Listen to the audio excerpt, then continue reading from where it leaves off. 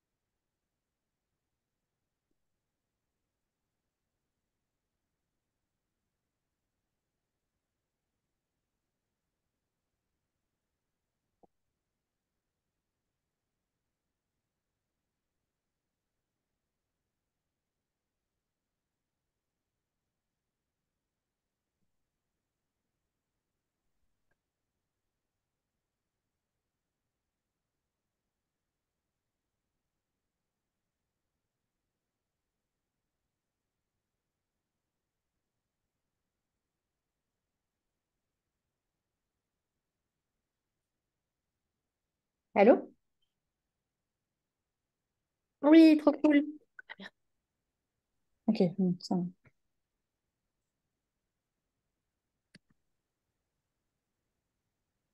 Là, on entend ou pas? On passe. Alors, il est 19 heures, on est plus de 55 à être connectés.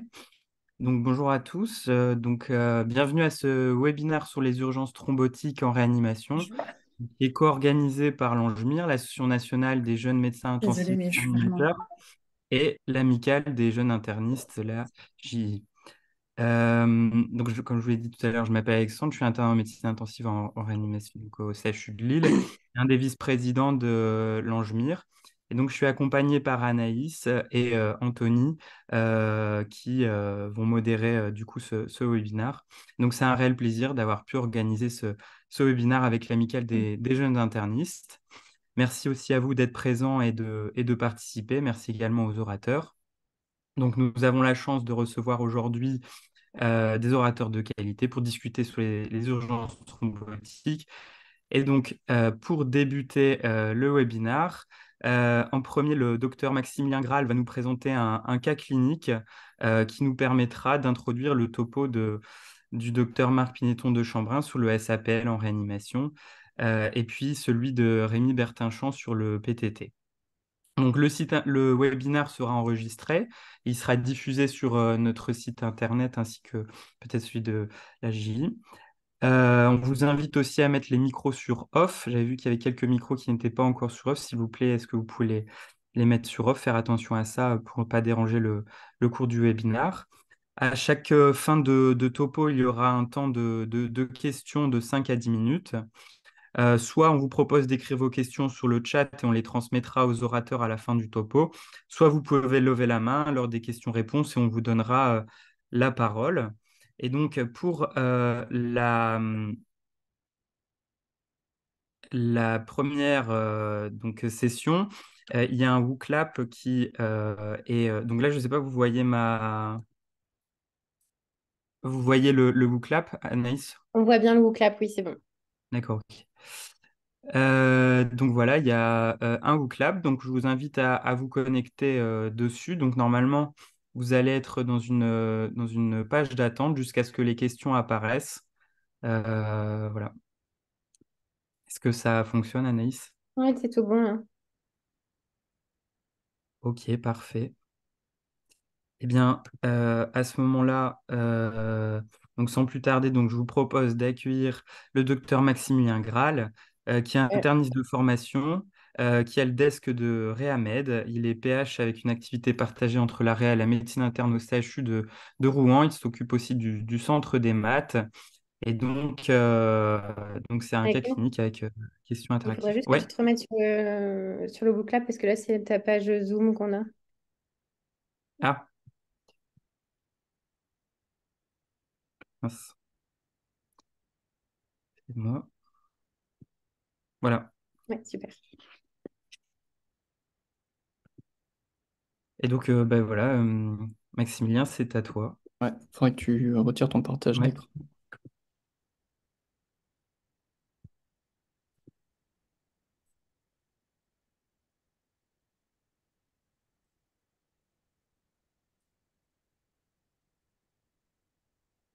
Voilà. Est-ce que vous voyez bien tous les Ouais, diapos? ouais, on voit bien. C'est bon Merci. pour vous. Bonsoir à tous. Oui, je m'appelle Maximilien Grade, je suis PH en réanimation au CHU de Rouen, interniste de formation, et je dirige avec le professeur Egal Benamou le centre constitutif des maths sur Rouen. Donc, on m'a demandé de vous parler d'une introduction en fait pour la suite des topos autour d'un cas clinique.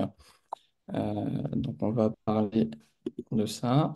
Donc, le premier cas clinique, donc c'est une patiente de 46 ans qui n'a pas d'antécédent médical notable, que ce soit chirurgical, gynécologique ou médical. Il n'y a pas de traitement, pas de toxique. Elle consulte au SAU dans un hôpital périphérique pour des douleurs abdominales associées à une diarrhée, des vomissements depuis 48 heures.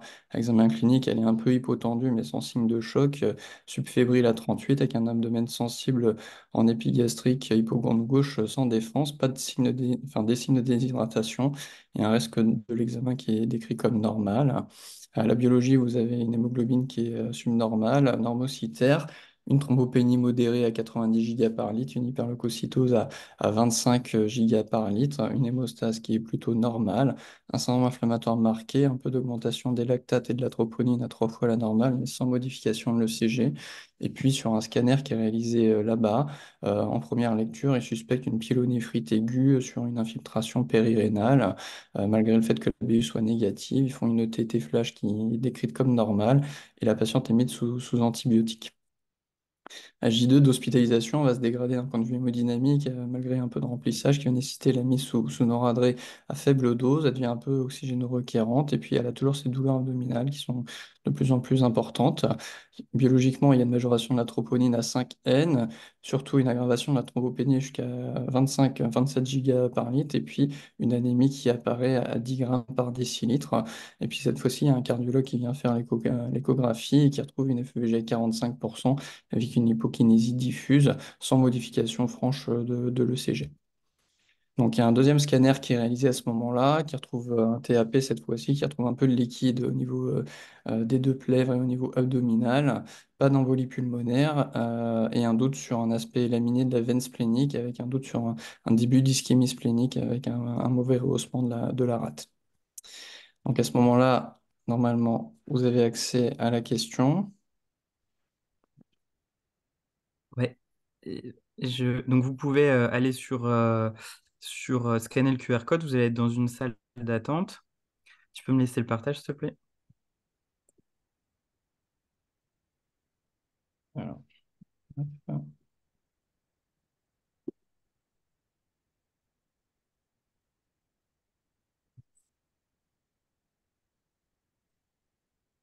Et donc, je vous mets la question qui est la suivante. Que faites-vous avec cette patiente? On vous propose du coup de faire soit un bilan d'hémolyse, un myélogramme, un bilan de SAPL, un bilan de thrombophilie ou un TEP scan.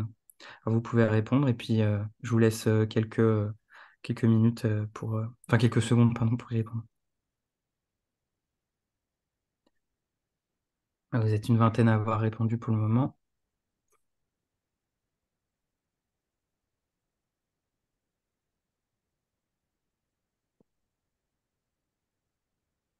Alors, les résultats, et donc manifestement, unanimement, vous faites tous un bilan d'hémolyse, quelques-uns à 1 mg, une autre deuxième majorité pour le bilan de SAPL, le bilan de thrombophilie innée d'emblée en première intention, tout de suite, et personne ne fait de TEP scan.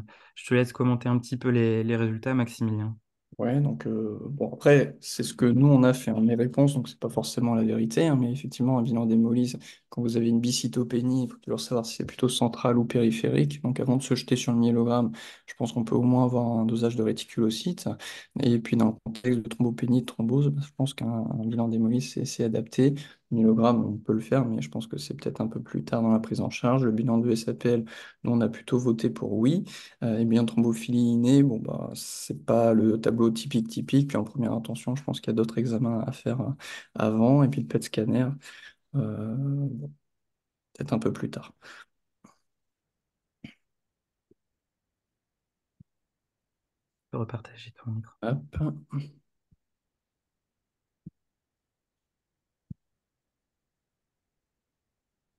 Voilà. Et puis, moi, j'avais un ancien chef de service qui me disait, il faut toujours examiner les malades, hein, même à l'époque du PET scanner où on diagnostique des tumeurs comme ça, l'examen clinique, ça reste quand même essentiel.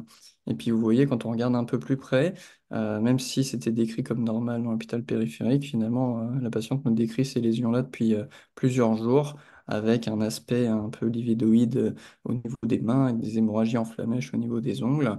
Et puis également du livédo au niveau des pieds, donc vous en avez sur le territoire CAF-SUP et CAF-INF.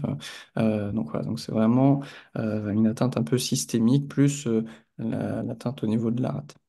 Donc, au niveau biologique, sur les bios de contrôle, on va avoir une anémie qui est limite régénérative à 101 giga par litre, une apto qui est effondrée, des LDH qui sont augmentés, des schizocytes qui étaient décrits comme absents sur les premiers jours, puis qui vont être décrits comme rares dans la suite de prise en charge, avec un test de Coombs direct qui est négatif, il n'y a pas de CIVD à la bio, le frottis sanguin est normal, il n'y a pas de blast ou d'autres choses, pas d'anomalie à l'EPP, et puis les hémocultures restent stériles à H48-72 de la prise en charge. Donc au total, on est devant un tableau de macrothrombose veineuse de site atypique avec une atteinte microvasculaire associée au niveau digital du livédo également, et puis peut-être on peut imaginer une atteinte cardiaque du fait de la troponine augmentée et de l'écho-cœur. On a une hémolyse qui a l'air d'être plutôt mécanique, même si c'est pas franc-franc, et puis une thrombopénie très profonde à moins de 30 giga par litre. Donc là, vous avez le deuxième quiz.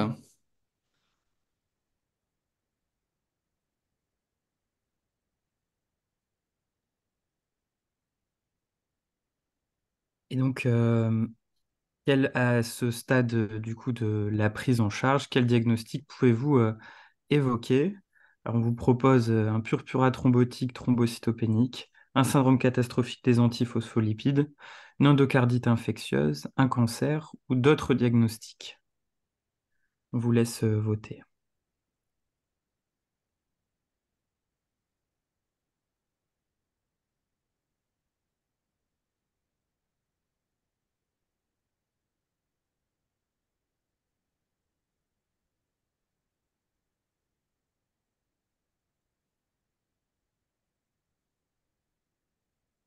Comme tout à l'heure, vous étiez un peu plus de 30 à voter et vous votez encore.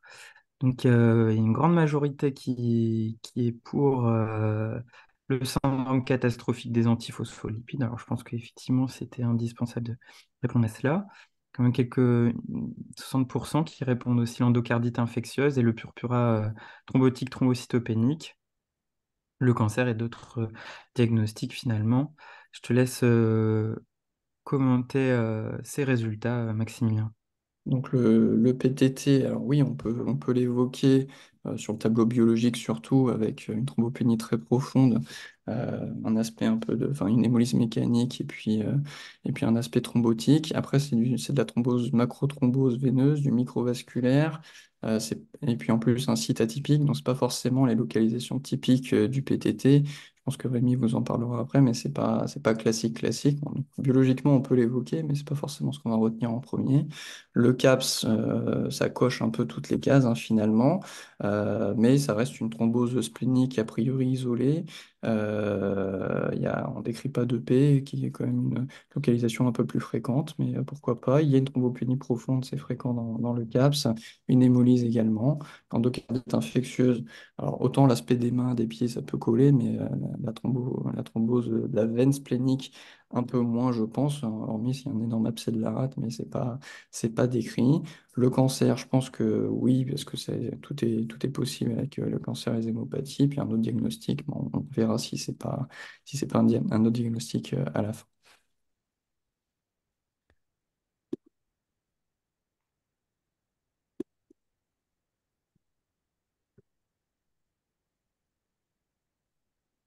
Et puis là, donc, il y a un troisième quiz. Et tout de suite après. Désolé. Euh, Désolé pour ces petits. Alors, et donc la troisième question, c'est quelle est votre prise en charge? Donc, on vous propose de mettre une antibiothérapie, de débuter une corticothérapie ou une anticoagulation curative, ou des IGIV, des échanges plasmatiques ou du cyclophosphamide. On vous laisse quelques secondes pour répondre.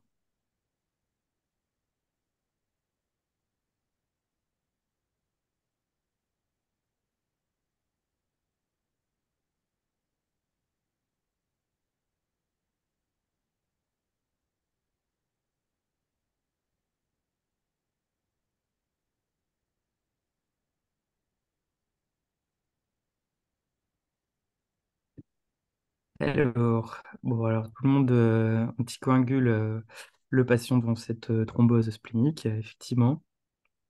Propose aussi la corticothérapie, les échanges plasmatiques euh, en première, euh, en première ligne. Je te laisse commenter, Maximilien. Ouais, donc, l'antibiothérapie, bon, on avait peu d'arguments pour une cause infectieuse, donc nous on les a arrêtés et ça s'est bien passé. La corticothérapie, donc on partait plutôt sur une maladie type CAPS, donc on a fait le traitement du CAPS avec une corticothérapie, une anticoagulation curative qui est le point clé, malgré le fait qu'il y ait une thrombopénie très profonde. Donc effectivement, il faut avoir un peu de biscuit avant d'anticoaguler quelqu'un à 20 gigas de plaquettes, mais si on ne le fait pas dans ce cadre-là, ça va pas bien se passer. Puis après, entre les IGIV et les échanges plasmatiques, je pense que Marc vous expliquera qu'il n'y a pas forcément de différence flagrante entre les deux. Il faut surtout se baser sur les contre-indications potentielles de chacun. Donc les deux étaient possibles.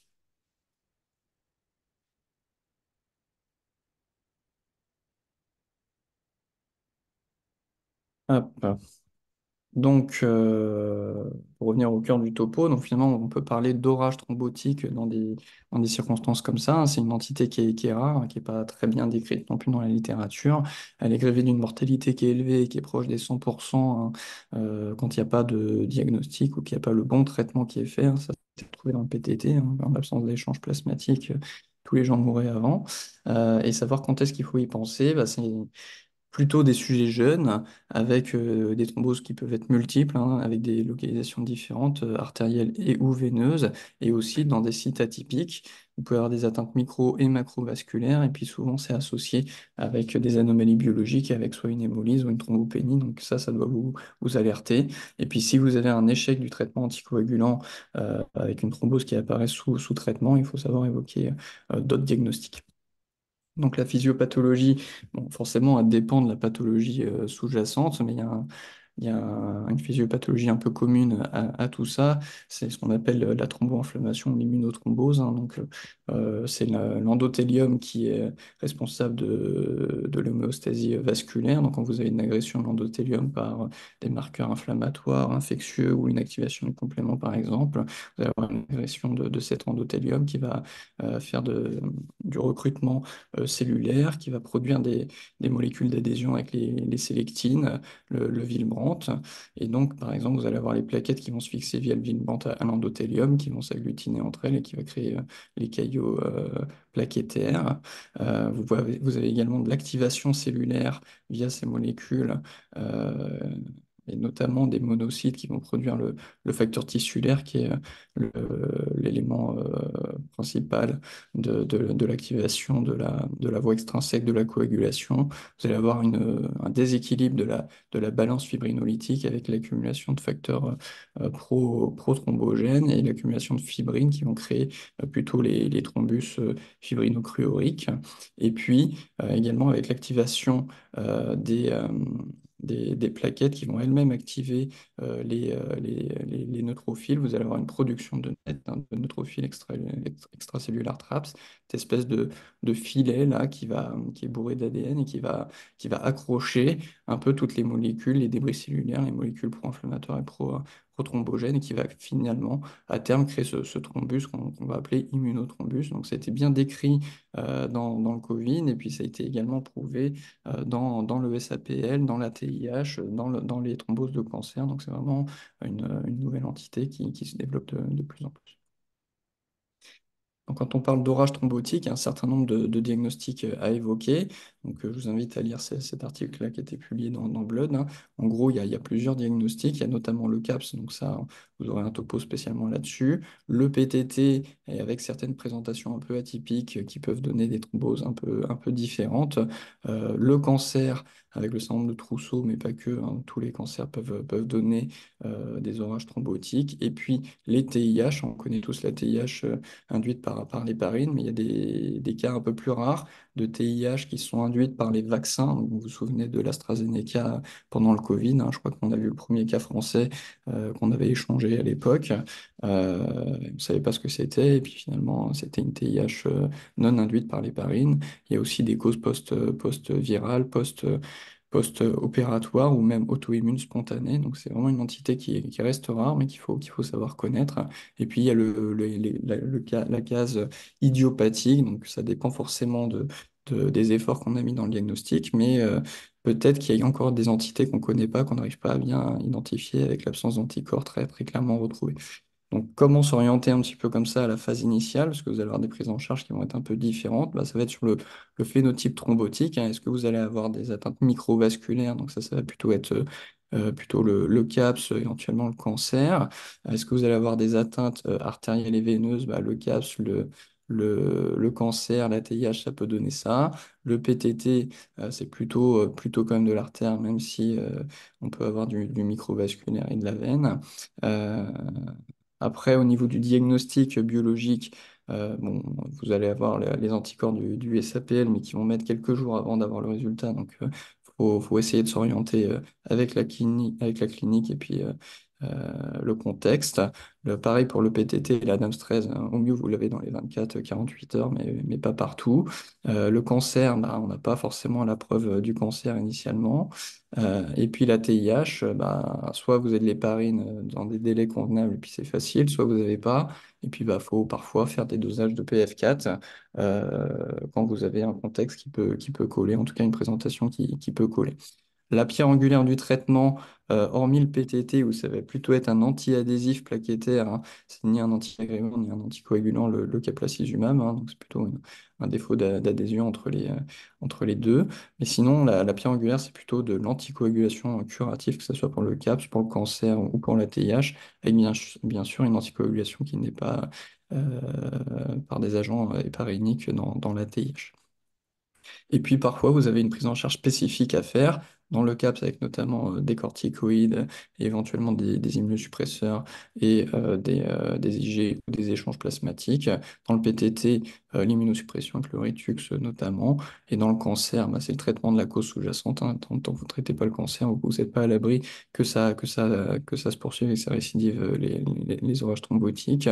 Et puis dans les TIH, surtout quand elles sont non héparine médiées, on peut être amené à mettre des IG, voire des échanges plasmatiques, et ça, c'était dans le cadre des VIPID syndrome ou les VID syndrome, un post-AstraZeneca. Le traitement, c'était quand même les IG à ce moment-là.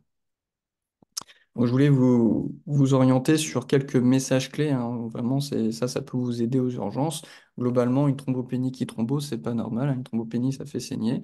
Et quand ça thrombose, bah, il faut savoir évoquer un certain nombre de diagnostics. Donc, moi, à la visite, je dis toujours qu'il y a 7 diagnostics. Alors, c'est des diagnostics maison, hein, mais il faut savoir les évoquer.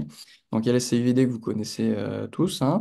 L'ATIH, on vient de le dire. Les maths également, d'autant plus quand c'est très profond, à moins de 30 gigas, il faut évoquer en premier lieu le PTT avant tout. Les cancers, on vient de le dire. Le CAPS également, en plus de 90% des cas, vous avez une thrombopénie associée dans les poussées de CAPS. Plus rarement, vous avez les myélofibroses, donc avec Jack2+, avec cette énorme rate, le côté fibrose médulaire, donc vous allez avoir des cytopénies associées, donc ça c'est un des diagnostics à connaître après. Et puis à l'époque des thérapies ciblées, des checkpoint inhibiteurs, des chimiothérapies, il y a forcément une molécule maintenant qui peut donner des tableaux similaires, donc il faut toujours rechercher aussi dans la liste des traitements. Également, un autre message, c'est les thromboses des sites atypiques, hein. Quand vous avez une thrombose autre que la phlébite et puis l'embolie pulmonaire, il faut se poser des questions. Et donc ça, c'était un papier de 2014 sur une étude multicentrique internationale qui relevait toutes les thromboses en réanimation à l'arrivée et au cours du suivi, qui n'étaient pas des phlébites. Et puis globalement, vous regardez que les atteintes rares, en tout cas, ça représente, enfin, les atteintes atypiques, ça représentait 5% des thromboses, donc ça reste des événements rares, donc il faut savoir évoquer un certain nombre de diagnostics. Donc quand on parle de sites atypiques, on va parler notamment des thrombophlébite cérébrales. Donc, on ne va pas tout lire le tableau, mais ce qu'il faut retenir, c'est que vous avez par exemple une prédominance de la thrombophilie dans ces manifestations-là, dans près de 30% des cas, qu'elles soient génétiques ou acquises, avec notamment le SAPL ou d'autres maladies. Pareil, hein, dans le réseau splanchnique, hein, vous allez avoir également des causes un peu particulières. Donc les causes les plus classiques, c'est les causes loco-régionales, inflammatoires ou tumorale, ou la cirrhose bien sûr, mais vous allez avoir une prédominance des syndromes myéloprolifératifs, avec notamment les maladies JAK2 médiées, qui vont donner des thromboses dans ces sites-là. Et donc en fonction du site de la thrombose et, euh, et des anomalies biologiques, il existe des scores pour faire des BOM d'emblée chez ces patients-là, en fonction des anomalies retrouvées. Et puis l'autre message, c'est thrombose artérielle et veineuse. C'est pas toutes les maladies qui donnent des thromboses dans les deux sites, donc il faut savoir évoquer un certain nombre de diagnostics, hein. Ça recoupe un peu celles qu'on a vues avant, le SAPL, la TIH, les syndromes myoprolifératifs, la CIVD, le cancer, tout ça, c'est à peu près la même chose. Faut pas éviter oublier le FOP, l'ASIA, qui vont donner des thromboses dans la circulation droite, qui peuvent circuler en circulation gauche après, et puis emboliser secondairement dans le territoire artériel. Et puis plus rarement pour les internistes qui sont présents, vous allez avoir d'autres maladies, hein, donc on voit peut-être un peu moins, mais qui sont plus fréquentes dans d'autres régions du globe, notamment la maladie de B7, hein, qui peut donner des thromboses, et notamment de l'immunothrombose. Les thrombophilies innées qui sont volontiers veineuses, mais il y a quelques cas quand même de thrombose artérielle, les MICI, le VEXAS syndrome, l'HPN, tout ça, ça peut donner des tableaux artério-veineux, donc il faut savoir évoquer ces diagnostics-là. Donc pour revenir à notre patiente, hein, juste brièvement, l'évolution a été finalement favorable sous anticoagulation curative, immunoglobulines et corticoïdes. On a fait plutôt des IG parce qu'en fait, quand on a voulu mettre le cathé des échanges, ça a thrombosé directement, on n'a pas pu faire tourner la machine. Donc, du coup, on a proposé des IG à la place. Et puis finalement, on l'a complété le lendemain ou après sa thrombose plénique avec une rupture de rate avec un choc hémorragique derrière qui a nécessité une splénectomie d'hémostase. Le bilan étiologique il est revenu négatif, hein, que ce soit le SAP, le bilan immuno, le déficit en Adams 13, le clonage PN, les syndromes myoprolifératifs avec le JAK2, le scanner TAP, le myélogramme, tout ça finalement il revient négatif. On peut biopsier les lésions livédoïdes, et donc c'est ce qu'on avait fait, hein. On a retrouvé des discrètes lésions de vascularite leucocytoclasique, donc très aspécifiques, avec des multiples thrombies capillaires, avec une IF qui était négative. La seule chose qu'on a retrouvé un peu de positif, c'est un peu de cryoglobuline, cryofibrinogène, en faible quantité, qui collait pas trop, notamment d'un point de vue hématologique. On avait du mal à faire le lien avec tout ça. Donc finalement, on n'a pas de diagnostic de certitude. La patiente a été là en vacances en Normandie, et puis finalement, on l'a retransféré à l'HEGP pour la suite de prise en charge. Donc s'il y a des gens de l'HEGP présents ce soir avec le diagnostic, on est preneur. Donc en conclusion, les orages thrombotiques, c'est rare, mais c'est la frontière entre la médecine interne et la réanimation. Donc je pense que chacune des spécialités doit savoir évoquer ces diagnostics-là. Il y a une mortalité importante, surtout si on a un retard diagnostique. La prise en charge, elle est spécifique, mais elle est principalement quand même sur l'anticoagulation curative. Puis attention au drapeau rouge. Si vous avez une hémolyse, une thrombopénie ou un site atypique, il faut savoir évoquer des diagnostics un peu ordinaires en tout cas. Voilà, je vous remercie. Merci Maximilien pour ce cas clinique très intéressant, assez mystérieux finalement. Donc si je comprends bien, toi tu n'as pas le diagnostic.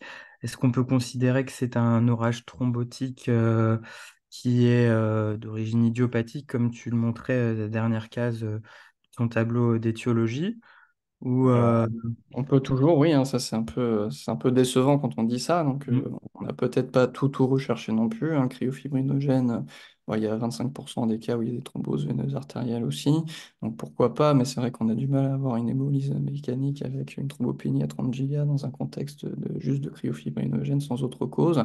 Après le cancer, on ne peut pas l'éliminer formellement parce qu'on a, notamment dans les thromboses digestives, on peut avoir un délai de plusieurs mois, voire 1 ou 2 ans avant d'avoir le diagnostic de tumeur. Donc pour l'instant, faut surtout la surveiller, laisser le traitement et puis voir comment ça va évoluer, et réévaluer les examens complémentaires un peu plus tard si on n'a pas le diagnostic tout de suite.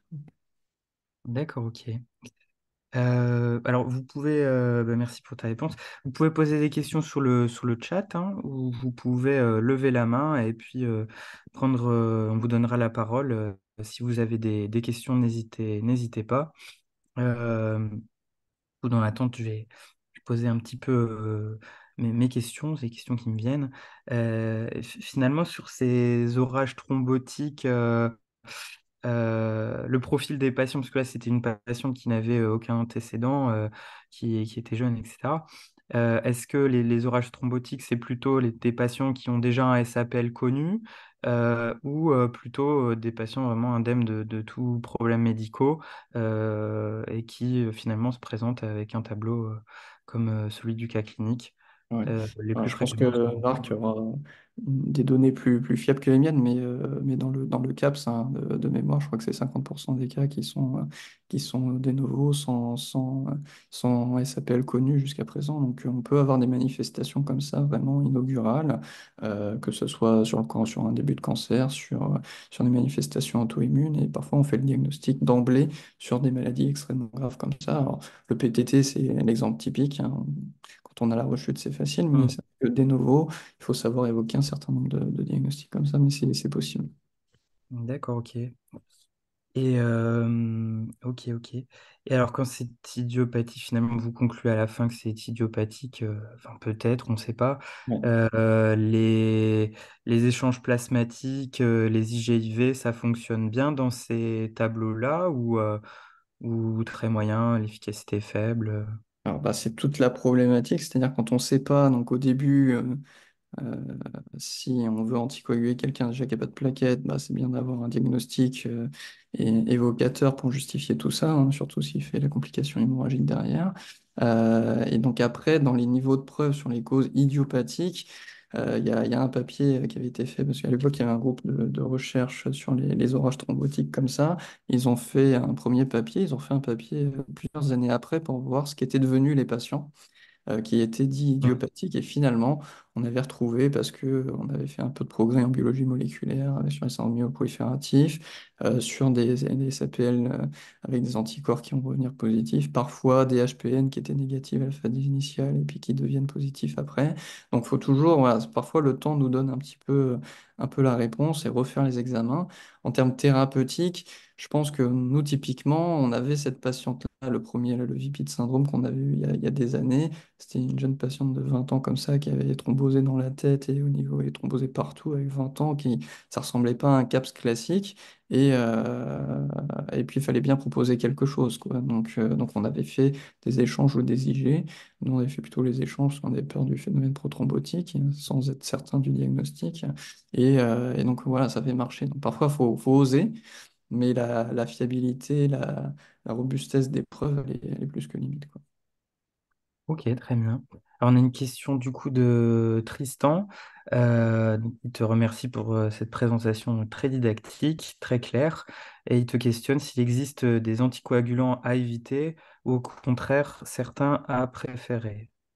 Alors, Tristan, je ne sais pas si tu es réanimateur ou interniste, mais globalement, en phase aiguë comme ça, il faut mieux privilégier, s'il n'y a pas de contre-indication, plutôt les HBPM, même plus que la HNF, où c'est tellement... enfin, il y a plein de papiers qui montrent qu'on est très rarement dans les cibles, soit trop haut, soit trop bas, et donc vraiment, si vous n'avez pas de contre-indication majeure avec un faible risque hémorragique, il faut vraiment mettre plutôt des HBPM qui vont être plus stables et qui vont avoir une meilleure efficacité. Donc, nous, c'est ce qu'on fait en tout cas à Rouen. Après, si vous avez toujours un peu frileux en réanimation, et nous, on a certains médecins qui refusent de mettre des HBPM et qui restent à la salle d'héparine. Mais voilà, je ne suis pas certain que maintenant, il faille faire ça. Les AVK d'emblée, non. Et les AOD, bah, quand on ne sait pas, on évite. Et moi, je ne recommanderais pas du tout les AOD en première intention, notamment dans le SAPL, où quand on est triple positif, il y a un risque d'échec thérapeutique. Et puis même d'un point de vue un peu physiopathe, les HBPM, notamment sur la nétose, ont l'air d'avoir une meilleure efficacité pour des questions de charge électrique. Bon, c'est un peu complexe, mais c'est ce qui est décrit dans la littérature. Ok, merci, merci, merci. Ok, et finalement, donc si je comprends bien, l'immunothrombose, c'est au centre de la physiopathologie et il n'y a pas de thérapie Alors, il y a ciblée plein, qui hein, est ouais, effectuée si, sur si, ça. pour ceux qui font vraiment du vasculaire pur, il y a plein de cibles thérapeutiques, et donc il y a plein d'essais. Pour l'instant, il n'y a rien de validé, en tout cas en consensuel, mais effectivement, il y a plein de cibles thérapeutiques et il y a des essais qui sont en cours. Alors après, il faudra justifier des traitements, probablement des thérapies ciblées ou l'immunothérapie à plusieurs dizaines de milliers d'euros versus de l'héparine à 5 balles. Mais en tout cas, ça peut faire partie de futurs arsenals thérapeutiques. Ok, c'est encore sur le domaine de la recherche, très bien. Bon, bah, merci beaucoup hein, pour ton topo.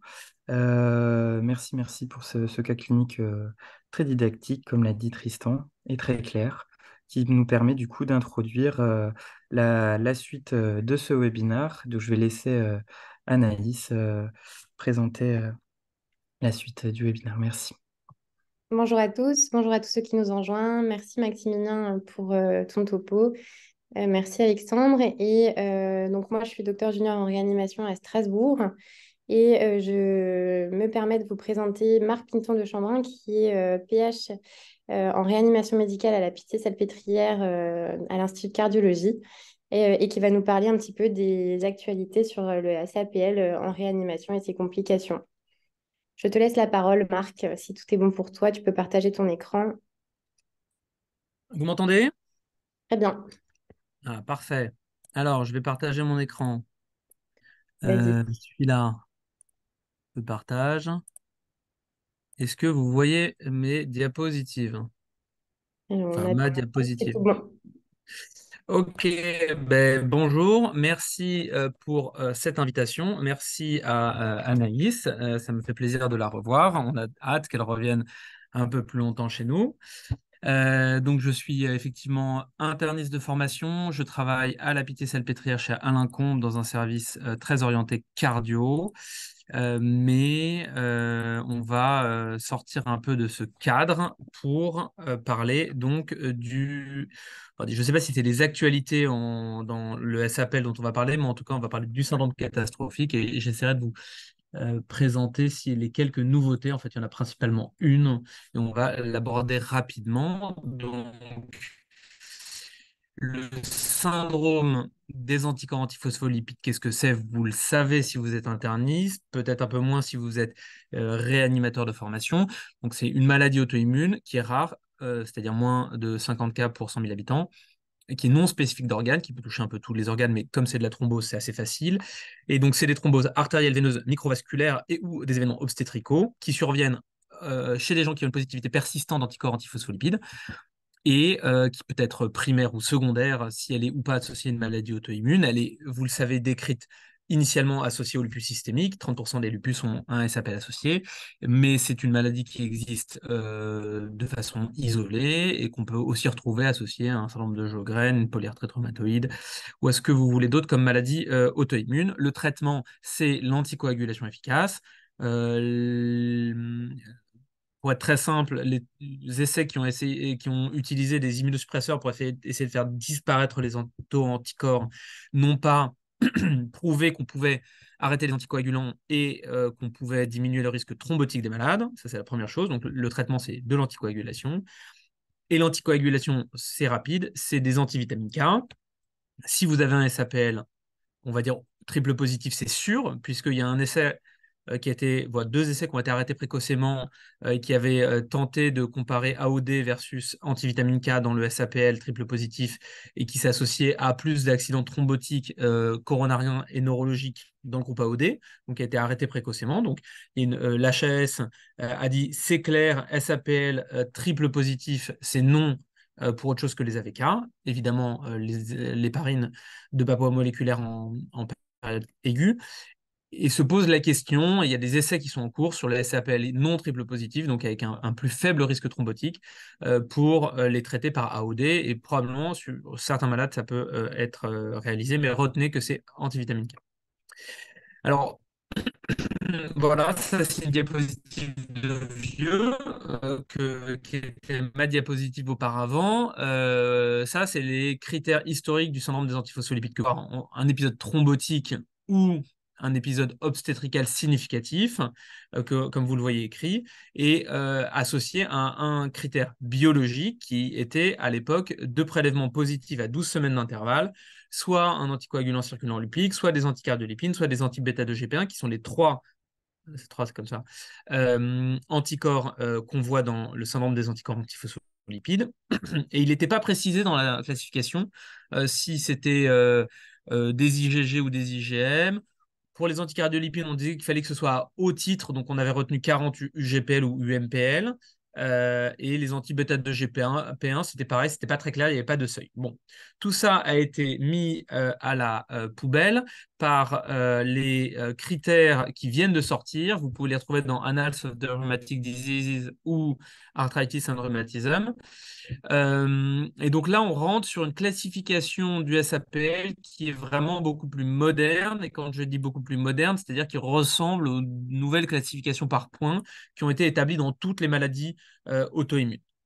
Et donc, à gauche, en fait, vous rentrez dans la classification si vous avez un événement clinique qui est dans toutes les catégories d'événements cliniques que vous voyez sur la diapositive, plus un événement biologique, et le tout survenant dans un délai de moins de 3 ans. Ça, c'est, hop, vous avez le droit de rentrer dans l'évaluation des critères. Une fois que vous êtes dans l'évaluation de ces critères, que vous avez rempli ce premier critère, eh bien, se pose la question de, avez-vous suffisamment de points pour rentrer dans le diagnostic de syndrome des anticorps antiphospholipides? Et donc, il faut avoir 3 points cliniques au moins. Et vous voyez qu'il y a différents domaines dans lesquels on peut avoir des points cliniques: les atteintes thrombotiques veineuses, artérielles, les anomalies cardiaques valvulaires, l'atteinte microvasculaire, les atteintes obstétricales, la thrombopénie. Et si vous avez plus de 3 points, vous avez votre score clinique. Et puis ensuite, il faut en plus 3 points de score biologique. Et pour ça, vous voyez, il n'y a pas beaucoup de situations où vous pouvez l'avoir. En gros, il faut soit un anticoagulant circulant, soit des IgG anticardiolipines ou anti-bêta-2-GP1, au moins à 40 unités.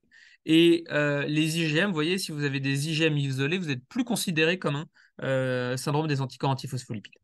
Et donc voilà, ça c'est les nouveaux critères de classification qui viennent d'être acceptés de façon internationale.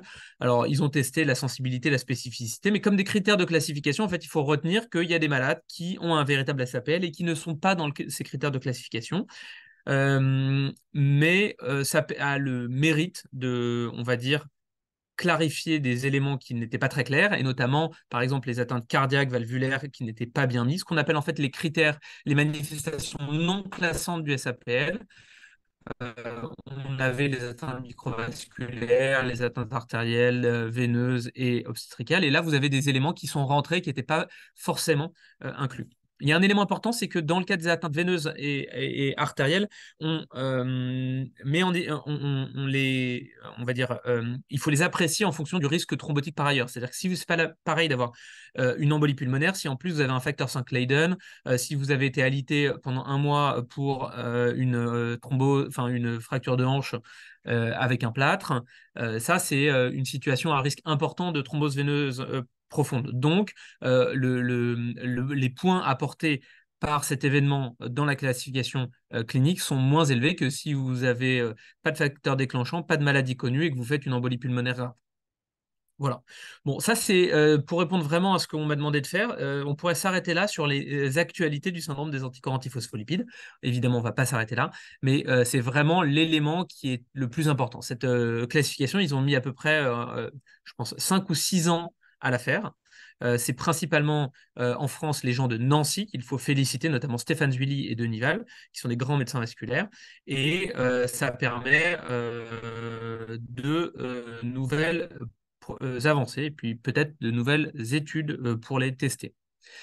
Alors, le SAPL pour les réanimateurs, c'est des femmes avec un âge des moyens au diagnostic à 40 ans, primaire, donc 50% des cas et un tiers des cas associés au lupus systémique. Vous voyez la liste à l'après-vert des manifestations cliniques, on va y revenir, mais donc ça donne un large type de manifestations thrombotiques et de manifestations ex-non classantes et maintenant classantes. Mais tous les malades ne font pas tous les symptômes. Et donc, vous voyez cette étude de l'équipe de Cochin qui est intéressante, qui montre que, en fait, quand on fait du clustering hiérarchique et de l'analyse non supervisée dans une grande population de SAPL, on voit qu'il y a différents malades. Il y a les jaunes qui sont en fait les clusters artériels des sujets âgés, les bleus qui sont des femmes avec un peu d'atteinte veineuse uniquement, des malades en gris qui ont beaucoup de maladies systémiques associées à leur SAPL, qui sont des femmes jeunes avec des lupus. Et puis, vous avez le cluster rouge, qui est le cluster du syndrome catastrophique des antiphospholipides. Et c'est des gens qui ont un phénotype artériel et microthrombotique. Et c'est des malades qui sont triple positifs, qui ont des SAPL très graves. Ce qui veut dire que autant tout malade est théoriquement à risque de faire un CAPS, en fait, la majorité des malades ne feront pas de CAPS dans leur vie et il n'y a qu'une certaine population, et vous l'avez compris, on a déjà dit, c'est ceux qui sont triple positifs, c'est-à-dire qui ont des anticorps anti-bêta-2-GP1, anticarlolipide et un lupus anticoagulant, et principalement un lupus anticoagulant, qui sont à risque de faire un syndrome catastrophique. Pourquoi est-ce qu'on parle de syndrome catastrophique et qu'est-ce que c'est? Au début des années 2000, Acherson et les autres grands noms du SAPL comme Cervera et Jean-Charles Piet, pour les Français, ont décrit des malades qui avaient des formes dites évolutives, c'est-à-dire des formes qui progressaient rapidement et sévèrement de SAPL avec des atteintes microvasculaires, des défenses d'organes multiples et dans des contextes de malades qui avaient un SAPL triple positif. Et donc, ils ont essayé de décrire ou en tout cas d'établir des critères de classification pour qu'on comprenne bien et qu'on étudie cette maladie. Et donc, ils sont arrivés avec ces critères de classification et qui définissent aujourd'hui un syndrome catastrophique. Donc, c'est au moins 3 atteintes d'organes, de tissus ou de systèmes. Ce n'est pas précisé dans la définition le type ou le type d'organe, de système ou de tissu et comment est-ce qu'elle devait être, donc c'est assez vague, qui surviennent simultanément en moins d'une semaine avec une preuve à la biopsie d'une occlusion des microvaisseaux chez des malades qui ont un SAPL défini. Si vous remplissez les 4 conditions, vous avez un CAPS dit certain ou définite en anglo-saxon. Et si vous vous éloignez de un critère, vous avez un CAPS probable. Cette maladie donc, a été étudiée principalement par l'équipe de Cervera à Barcelone. Ils ont fait un registre international qui s'appelle le CAPS Registry qui a permis de mieux connaître cette maladie. Attention, comme pour les critères du SAPL, vous avez des malades qui ont un CAPS mais qui ne remplissent pas les critères de classification.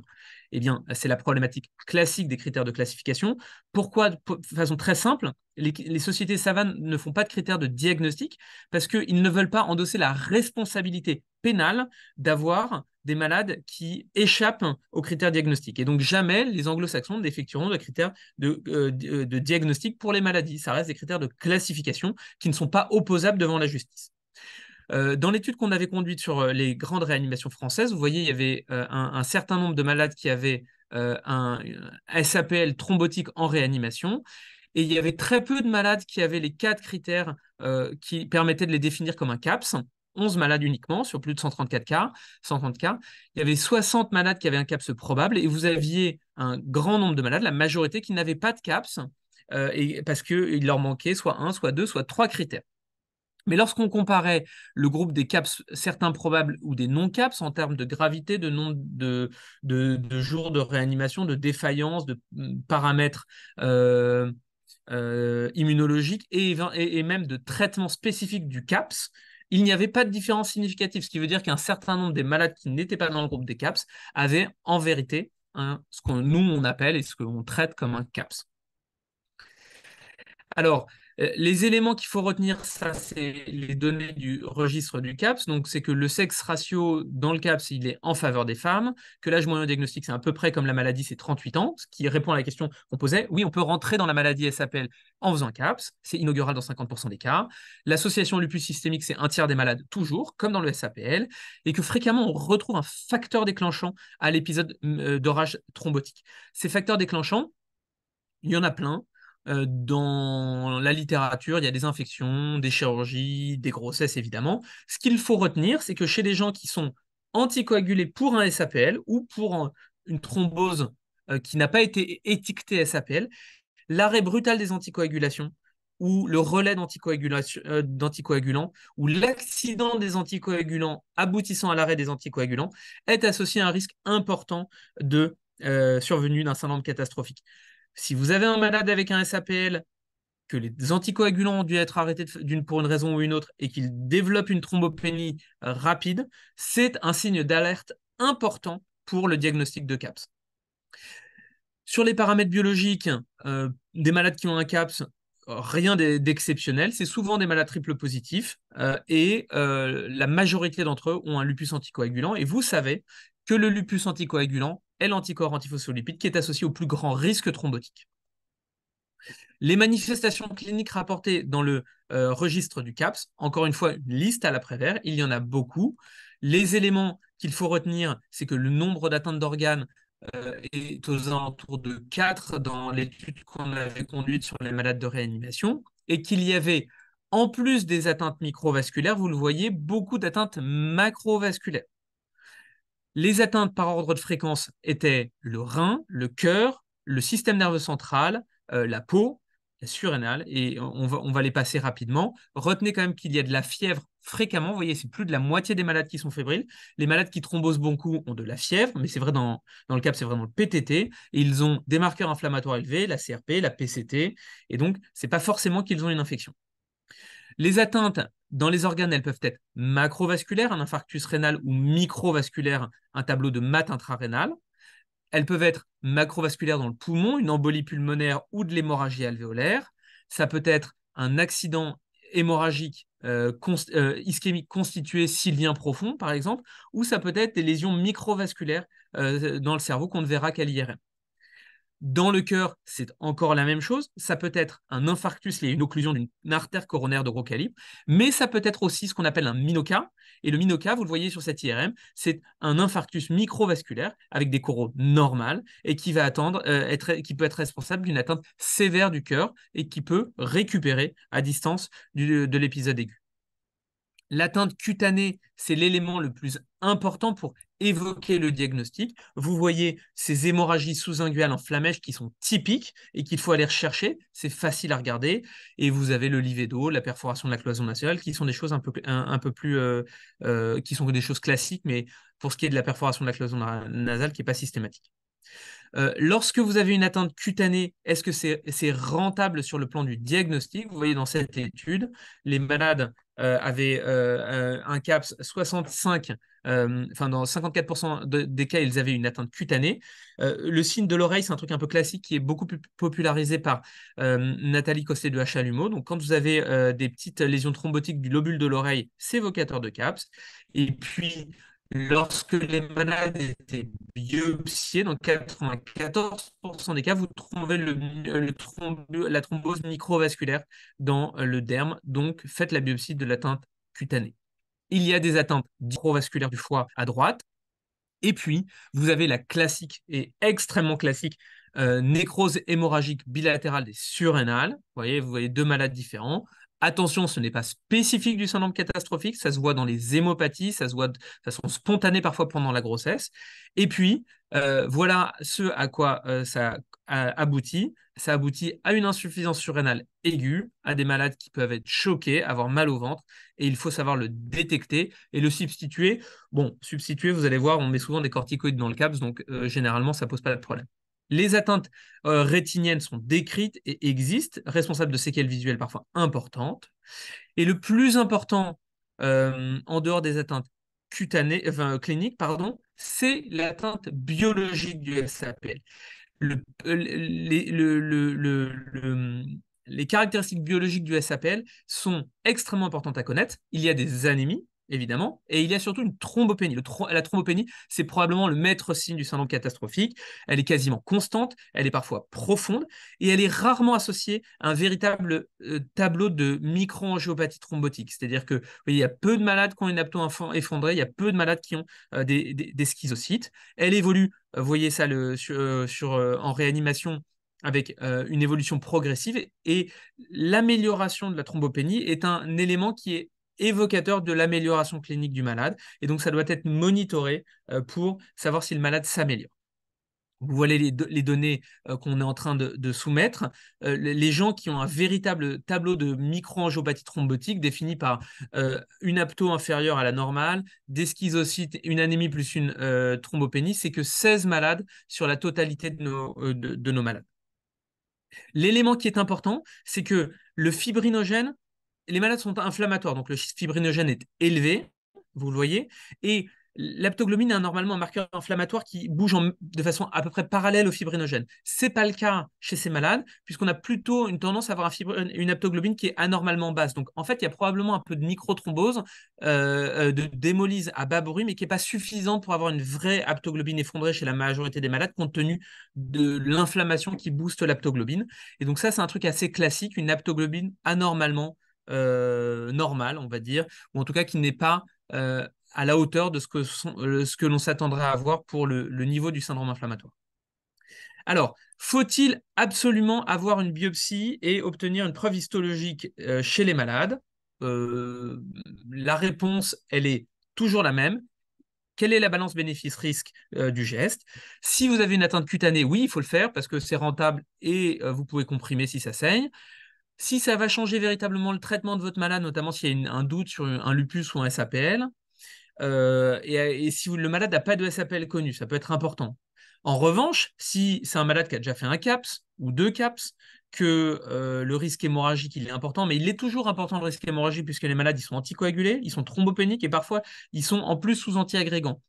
Et donc, comme le risque hémorragique est important, si ça ne conduit pas à un changement de thérapeutique vrai pour le malade, à ce moment-là, il ne faut pas biopsier le malade. Parce que, parce que ça va impacter fortement son traitement. Si vous le biopsiez et que ce n'est pas la peau, le plus simple, c'est de biopsier le rein. Et si vous biopsiez le rein, il faut le faire par voie transveineuse. Ça peut se faire dans des conditions de sécurité importantes. On l'avait montré dans le service de réanimation et avec une bonne rentabilité. Mais à chaque fois, il faut quand même arrêter les anticoagulants transitoirement. Il faut transfuser les thrombopénies. Et il faut vérifier que le malade ne saigne pas avant de reprendre les anticoagulants. Le pronostic du CAPS, c'est quoi? Initialement, c'est effroyable avant les années 2000. Ça s'est amélioré progressivement. Au dernier pointage du CAPS enregistré, c'est 37%. Probablement, c'est moins important aujourd'hui. L'amélioration, elle est liée à la définition de la maladie et aux découvertes des différents traitements, et notamment, on va dire, la triple thérapie. Aujourd'hui, nous, dans notre cohorte, on est plutôt aux alentours de, on va dire, un tiers de mortalité à 1 an et 25% au sortir d'hospitalisation, sans qu'il y ait de différence significative, vous voyez, dans notre étude, entre le fait d'avoir un CAPS, d'avoir les critères du CAPS, et de ne pas avoir les critères du CAPS. Alors, les traitements du SAPL, du CAPS, c'est simple, hein, le niveau de preuve il est très très bas, il n'y a pas d'études prospectives randomisées, c'est basé sur l'avis ou le consensus d'experts, d'études rétrospectives, il n'y a pas de recommandation de société savante. Ça, c'est la pyramide des traitements, et la base du traitement, d'abord, c'est de traiter un facteur déclenchant, et donc, s'il y a une grossesse, de l'interrompre, s'il y a une poussée lipidique, de la traiter, s'il y a un médicament qui l'a causé, de l'arrêter, s'il y a une infection, de la traiter. Et il ne faut pas oublier le traitement symptomatique, c'est des malades qui doivent être suivis, traités en soins continus, voire admis en réanimation s'il y en a besoin, faire les soins de support, les transfusions, rechercher, traiter l'insuffisance surrénalique. la base du traitement, c'est l'anticoagulation. On va dire que c'est le seul traitement qui a vraiment fait preuve de son efficacité dans plusieurs études. Comme ce que disait Maximilien, les HBPM, si vous pouvez, parce que ça anticoagule plus rapidement et plus efficacement les malades. Sinon, avec l'héparine non fractionnée, attention, ne vous fiez pas au TCA. Vous savez qu'il est spontanément allongé en cas de présence d'un anticoagulant circulant. Donc, vous monitorez sur l'héparinémie et vous essayez de ne pas arrêter l'anticoagulant parce que le malade est thrombopénique ou vraiment, s'il a moins de 20 000 et qu'il saigne, vous pouvez en discuter, mais il n'y a que l'anticoagulation qui fera remonter de la thrombopénie du malade. Pour ce qui est des traitements de suite, les corticoïdes, globalement, n'ont jamais été administrés, l'anticoagulant n'a jamais été administré sans corticoïdes, donc on en met chez tous les malades. On fait, nous, des bolus, 1 gramme ou 500 mg 3 jours de suite, et puis on décroît la corticothérapie. En combien de temps? On ne sait pas. Ça s'appelle la double thérapie. Et puis, on met des IGIV ou des échanges plasmatiques. Ça s'appelle la triple thérapie, et c'est ce qui est recommandé aujourd'hui chez tous les CAPS. Les IGIV, c'est 2 grammes kilo, mais dans le registre du CAPS, il y a aussi des malades qui avaient des plus petites doses à dose substitutive, 0,4 grammes kilo par mois. Et on le fait plutôt si le malade est très thrombopénique. Les échanges plasmatiques, on le fait plutôt si le malade est très micro-angiopathique, mais surtout si vous avez un doute avec un authentique PTT. Le liquide de substitution, si vous avez un doute avec PTT, vous faites des plasmas, et puis sinon, il n'y a pas de données. Et puis, si l'un ne marche pas, vous faites l'autre. Et donc, si vous avez fait des échanges, vous faites des IGIV. Si vous avez fait des IGIV, vous faites des échanges. Et puis ensuite, il y a des petits moyens. Il y a les anti-agrégants qui peuvent être essayés. Bon, on ne sait pas si ça marche, mais en tout cas, quand vous êtes réfractaire à la triple thérapie, vous pouvez faire ça. Le Ritux, pourquoi pas. L'endoxan, c'est recommandé s'il y a un lupus systémique associé. Et puis après, il y a l'éculizumab qui peut être proposé. Il y a des données physiopathologiques qui disent que dans les malades qui ont un CAPS, vous voyez, ça c'est en haut à gauche, des assais qui permettent d'évaluer l'activation du complément. Entre les lupus, les antiphospholipides et les CAPS, il y a beaucoup plus d'activation du complément dans les CAPS, et d'autant plus qu'ils sont triple positifs. Et dans cette étude, on avait recherché les variants non pathologiques dans les gènes du complément qui étaient beaucoup plus fréquents dans les malades qui avaient un CAPS que dans les autres. Et donc, les auteurs suggéraient que en fait, le CAPS était une maladie du complément et qu'on avait des triggers qui aboutissaient à une cascade d'activation du complément et donc qui justifierait l'utilisation d'éculizumab. Les données de la littérature sont un peu plus mesurées, on va dire l'étude de Cécile Jelnik avec donc c'est Lille et Cochin qui montrent que dans 50% des cas ça marche et assez rapidement sur les paramètres hématologiques, donc pourquoi pas. Stanislas Faguet à Toulouse, lui, a une expérience qui est meilleure que l'équipe lilloise et de Cochin, donc pourquoi pas. Et dans le registre du CAPS, c'est 64% de rémission, un quart de malades qui s'aggravent, voilà, sur 39 malades. Donc globalement, on ne sait pas s'il faut en faire. De toute façon, si vous avez tout essayé et que vous ne savez pas quoi faire d'autre, il y a un moment, il faut essayer de traiter le malade. Comment est-ce qu'on voit si le traitement marche? Je vous ai dit l'amélioration de la thrombopénie. Les D-dimères, moi je les monitore tout le temps, quasiment tous les jours. Je trouve que c'est très utile pour voir est-ce que le malade thrombose de plus en plus ou de moins en moins. Les paramètres inflammatoires peuvent être utiles. Alors l'amélioration des atteintes d'organes, c'est dur parce que quand vous avez thrombosé votre myocarde, il ne va pas s'améliorer tout de suite, de même que pour le rein ou pour les autres organes. Bon, la situation compliquée, c'est si le malade saigne, qu'est-ce que je dois faire? Il faut arrêter les anticoagulants, il faut emboliser si c'est possible, et il faut reprendre rapidement avec une anticoagulation préventive puis curative, et à ce moment-là, peut-être les traitements de seconde ligne ont un intérêt à être positionnés de façon un peu plus précoce. N'oubliez pas, le syndrome catastrophique, ça laisse des séquelles importantes chez les malades. Vous voyez, il y a 50% des malades qui, à 6 mois, ont une insuffisance rénale importante. 20% des cas, ils ont une insuffisance cardiaque. Et il y a de l'insuffisance surrénale, des séquelles neurologiques, des séquelles visuelles, etc., etc., etc. Donc, en conclusion, le syndrome catastrophique est une complication rare et grave du syndrome des antiphospholipides. Souvent, vous avez un facteur déclenchant, c'est l'arrêt de l'anticoagulation. Donc, surveillez vos malades. Si vous avez des malades qui n'ont pas de CAPS et qui sont un SAPL anticoagulé dans vos services, faites gaffe. Attention, les critères de classification ne sont pas des critères diagnostiques. C'est vrai pour le CAPS, c'est vrai pour toutes les maladies auto-immunes. Donc, restez critique vis-à-vis de ces critères de classification. Le diagnostic différentiel du SAPL, qui fait une poussée de CAPS, c'est quand même le lupus systémique, il ne faut pas l'oublier. L'anticoagulation efficace, c'est le traitement. Avant de vous poser la question de dois-je passer à un traitement de seconde ligne, nous, on se pose toujours la question de ont-ils fait une anticoagulation la plus efficace possible? Et le traitement de référence dans la littérature, je ne peux pas vous dire autre chose, c'est la triple thérapie aujourd'hui. Voilà, vous avez un PNDS qui est publié l'an dernier, vous pouvez regarder, il est bien fait, utile, on y a participé et je vous remercie pour votre attention. Merci beaucoup, Marc, pour ce topo. Très intéressant. Je ne sais pas si l'Assemblée a des questions. Moi, en revanche, j'en ai une petite. Quand tu dis après, enfin, quand on est sur une triple thérapie, à partir de quel moment tu dis que ça ne marche pas et que tu vas passer des IGIV vers les échanges ou inversement? Tu te laisses combien de temps à peu près Bah, c'est une question qui est difficile. Moi, je pense qu'il faut se donner du temps, justement. On fait, je sais pas, je te dirais par exemple de faire, je sais pas, 5 échanges plasmatiques et de voir comment les choses évoluent. Attention, les échanges plasmatiques, ça peut consommer les plaquettes, donc c'est un facteur de confusion dans l'absence d'amélioration de la thrombopénie.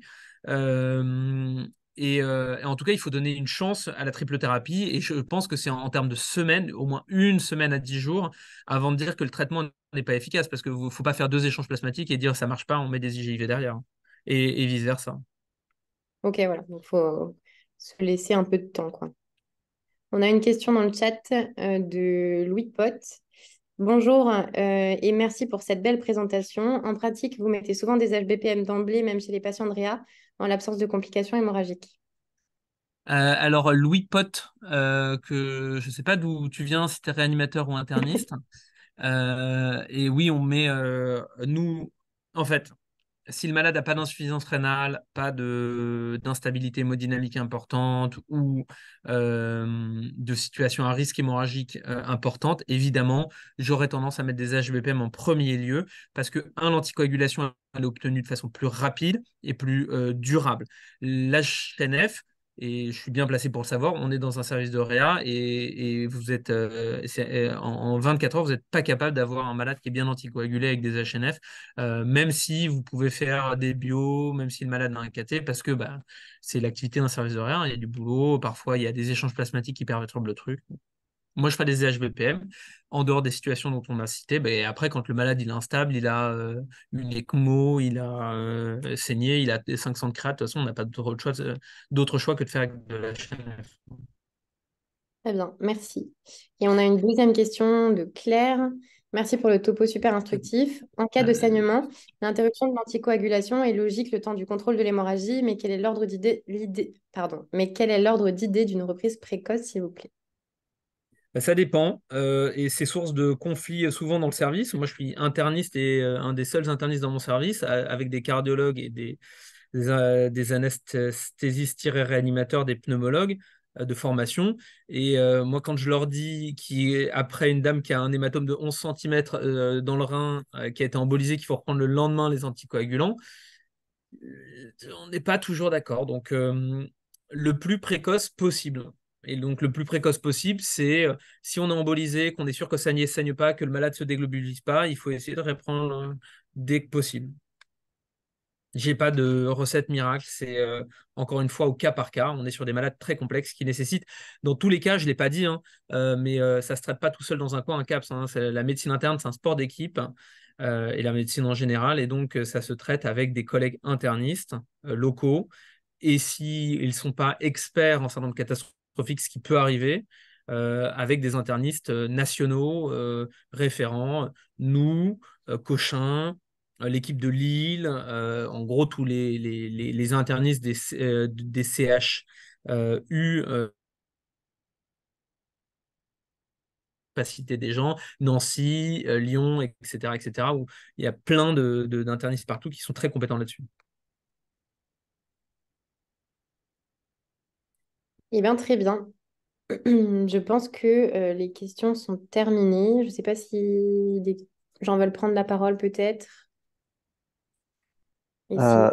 Marc, est-ce que tu peux éventuellement donner enfin, par exemple, y a-t-il un peu de, comment dire, tu dis on peut faire appel à quelqu'un, concrètement, toi, tu laisses ton adresse, par exemple, pour les gens sur Paris, etc. Tu restes un numéro de téléphone, un Ben mail moi, pour te moi j'ai mon contacter en cas mail. de CAPS?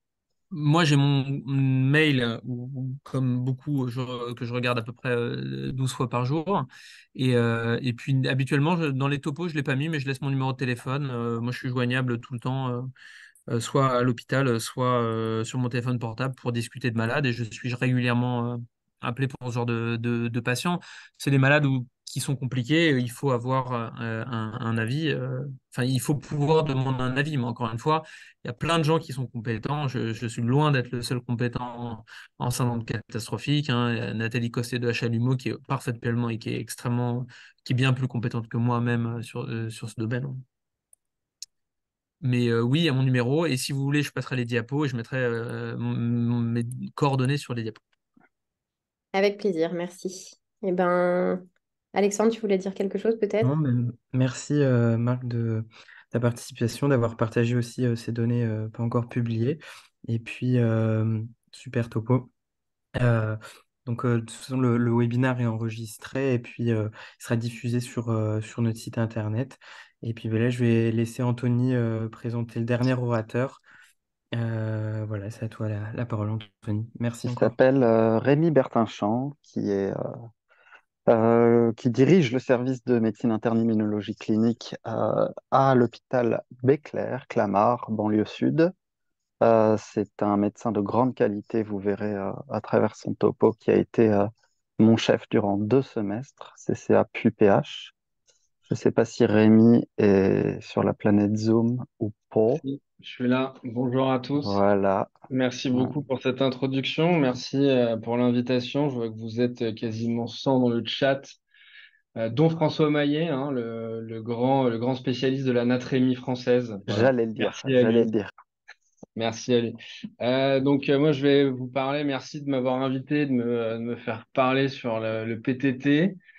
Certaines actualités. Alors, je pense que Maximilien pourra rebondir, vu que lui aussi, il s'y connaît plutôt bien. Donc, moi, c'est une maladie que j'ai beaucoup prise en charge quand j'ai travaillé plusieurs années à l'hôpital Saint-Louis, que je continue aussi. Et je vais essayer de vous donner des messages assez clairs à travers la littérature et à travers certaines expériences partagées. Donc, il faudrait que vous me disiez si vous voyez mes slides. Hop, je me C'est mets en parfait. grand écran. Je ne sais pas si c'est... Hop là, attendez. Voilà, c'est bon. Euh, Tout commence là, hein, en 1952, par Elie Moscovitz, qui va décrire une jeune patiente de 16 ans qui va être hospitalisée pour une altération de l'état général, un peu de pâleur, ça évolue depuis 5 jours, et puis assez rapidement, insuffisance rénale, trouble sur le CG, puis elle devient hémiparétique, elle fait l'OAP, elle fait le coma et elle décède. Voilà. Alors après, il s'est passé pas mal d'années jusqu'à ce qu'on arrive au PTT, on va dire auto-immun. Donc pour faire simple et sur ces données-là, donc on a pas mal avancé et grâce aussi aux déficits congénitaux, mais le PTT en pratique, c'est quoi? Donc, c'est une microangiopathie thrombotique avec ce purpura thrombotique thrombocytopénique qui va être lié à un déficit en ADAMTS13. L'ADAMTS13, c'est quoi? C'est une métalloprotéase qui va globalement cliver les grands multimères en fait de facteurs von Willebrand qui sont comme ça et qui tapissent et qui sont présents au niveau de l'endothélium et qui sont en fait qui maillent un petit peu globalement l'intérieur du vaisseau et qui en fait vont être découpés en permanence. Et en fait, ce qui va se passer, c'est que soit vous avez en fait des anticorps qui vont créer un déficit de cet ADAMTS13 et dans une situation de stress, peu importe, quand vous allez avoir une activation de l'hémostase et globalement de la consommation de plaquettes, ce qui va se passer, c'est que vous allez avoir les plaquettes qui vont être consommées, qui vont se globalement coller sur ces grands multimères, puis après vous allez avoir toute la cascade avec de l'anémie hémolytique. D'un autre côté, vous avez aussi les PTT dits congénitaux, qu'on appelle aussi les syndromes d'Upshaw-Schulman, et qu'en fait sont en déficit génétique chez des patients qui n'ont pas d'ADAMTS13. Mais là, très clairement, je vais vous parler des PTT auto-immuns. Et donc, globalement, voilà où est-ce qu'on en est à l'heure actuelle. Et finalement, si on fait de l'immunologie pour les nuls, je ne parle pas de vous, je parle de moi. Globalement, rien qu'avec cette seule slide, on peut comprendre assez rapidement, même si on va redécrire après, les principes thérapeutiques à l'heure actuelle et qui globalement continuent de révolutionner la prise en charge de ces malades qui, comme le disait Maximilien sur son topo précédent, avant, quand on faisait rien, ça mourait. Et maintenant, quasiment, les décès sur des PTT auto-immuns, c'est anecdotique ou essentiellement parce qu'il y a du retard au diagnostic et à la prise en charge. Globalement, sur ce papier qui a été sorti par l'équipe du CNR Mat par Paul Copeau et avec Elie Azoulay, vous avez la majorité des symptômes qui peuvent être présents, mais essentiellement, on raisonne, c'est une anémie hémolytique, donc avec la présence de schizocytes, une thrombopénie et surtout, vous allez avoir de la défaillance d'organes ou de l'insuffisance d'organes, ce qui va être fondamental et ce qui va parfois, alors que vous n'avez pas le diagnostic stricto sensu encore, de pouvoir commencer les thérapeutiques. Donc, ce qui est assez drôle, c'est que finalement, vous avez les manifestations communes en rouge et puis finalement les sévères en bleu. Donc, sauf si, en fait, on découvre maintenant que je suis dyschromatopsique, tout est bleu. Et donc, vous allez avoir des patients qui vont faire du neuro, des patients qui vont faire du cardio. Et c'est finalement ça qui doit vous mettre, en fait, qui doit vous faire tiquer chez des patients qui vont avoir une thrombopénie et avoir, comme disait Maximilien, faire de la thrombose ou faire de l'ischémie d'organes, alors que vous n'avez pas globalement comme ça de diagnostic forcément à vous mettre sous la dent. Donc, dans ce papier qui avait déjà été montré, et qu'on a finalement des redondances ou des choses qui sont assez communes avec tous ces malades, et ben vous allez avoir dans cette série quasiment 60% des malades qui vont avoir des manifestations neurologiques, 40% qui vont avoir de la fièvre et surtout un peu de désordre digestif. Alors après, les manifestations neurologiques, elles sont très variables. Ça dépend qui examine. Ça peut aller du malade qui a un peu mal à la tête, qui a un peu de mal à se concentrer. Alors les réanimateurs de Saint-Louis, ils trouvaient des réflexes ostéotendineux vif à tout le monde. C'est probablement le cas, mais ça dépend de la finesse aussi de l'examen clinique. Et puis après, vous pouvez avoir les patients qui arrivent avec un déficit émir corporel, avec moins de 10 000 plaquettes, et on ne va pas les gérer de la même façon. Ils ont globalement des plaquettes qui sont effondrées, moins de 20 000 plaquettes, ou parfois un peu à la limite en dessous de 30 000, et globalement c'est très bas, et très peu d'insuffisance rénale, ce qui généralement vous permet d'essayer de réfléchir par rapport aux autres microangiopathies thrombotiques, qui sont plutôt les syndromes hémolytiques et urémiques. Et ça hémolyse, donc les LDH et les stigmates finalement d'hémolyse sont augmentés. Alors, on peut tout avoir. On peut avoir des patients qui sont asymptomatiques d'un point de vue neurologique, et on va avoir des vrais accidents vasculaires cérébraux. Est-ce que parfois il y a de la réversibilité? Est-ce qu'il y a des séquelles? Ça, il y a des études et parfois on fait de plus en plus en fait du suivi avec des IRM systématiques pour savoir si on va avoir si on va avoir des éléments où c'est des patients vont s'aggraver avec le temps. Mais globalement, dans les facteurs de risque qui pouvaient amener au décès ou à des événements, d'avoir une tropo augmentée, en fait, quand on arrive en réanimation, c'est un facteur de risque et on a globalement tout. D'un point de vue sur les patients qui vont avoir des symptômes cardiaques, on peut avoir juste la modification ECG, un peu d'augmentation de troponine et aller jusqu'à l'arythmie complexe ou l'infarctus du myocarde. Il faut savoir aussi, et la raison pour laquelle, en fait, dès qu'on fait le diagnostic ou dès qu'on a la suspicion diagnostique, c'est des malades qu'on met en réanimation, c'est très clairement des malades qui peuvent dévisser, mais globalement en quelques secondes. Et ça, c'est vraiment de l'expérience, c'est des malades qu'on a vus, c'est-à-dire on passe, on fait le point avec les reins pour savoir à l'époque si on mettait du Ritux, par Ritux, si on faisait plus, vous dites faites coucou au malade, vous vous retournez, il est en TV, il faut le masser. Ou le patient qui vous dit coucou et tout d'un coup il n'arrive plus à lever le bras parce qu'il est en train de faire l'AVC et c'est là où il faut qu'on s'excite un peu. Néanmoins, parce que finalement, il y a la vraie vie. Donc, quand vous êtes dans un grand centre, on va dire, dans un grand CHU, dans un grand centre qui a l'habitude de voir des PTT, c'est un peu plus facile. Mais globalement, quand c'est le malade qui arrive aux urgences, c'est un peu plus compliqué.